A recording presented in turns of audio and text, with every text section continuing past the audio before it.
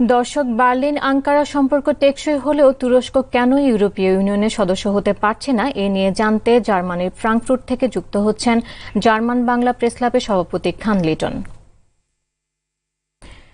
Liton, Germany ও তুরস্কের মধ্যে সামরিক ও বাণিজ্য সম্পর্ক বরাবরই সুদৃঢ় ও টেকসই। এরপরও তুরস্ককে ইউরোপীয় ইউনিয়নের সদস্য করতে বাধা কেন, আমাদের জানান।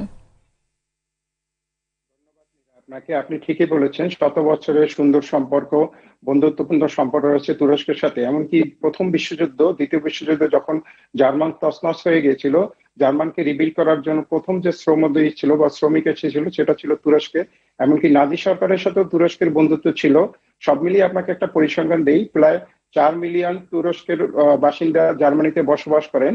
এবং গত 2019 সালে তুরস্ক এবং জার্মানির সাথে প্রায় 30.4 বিলিয়ন ব্যবসা বাণিজ্যের লেনদেন হয়েছে এবং 15,000-এর উপরে কোম্পানি তুরস্কে কাজ করে। সব মিলিয়ে জার্মানির সাথে সবসময় তুরস্কের একটা সুন্দর সম্পর্ক বরাবর রয়েছে।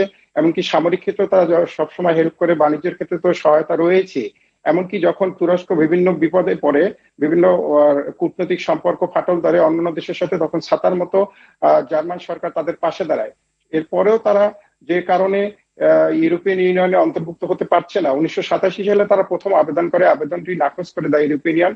কারণ হিসাবে যে সমস্ত কারণ উল্লেখ করা হয়েছে তার ভিতরে প্রথম রয়েছে গ্রিস বুলগেরিয়ার সাথে সীমান্ত চুক্তি সম্পর্কিত সমস্যা, মানবাধিকার লঙ্ঘন, গণতান্ত্রিক অবকাঠামোর অবমানয়ন।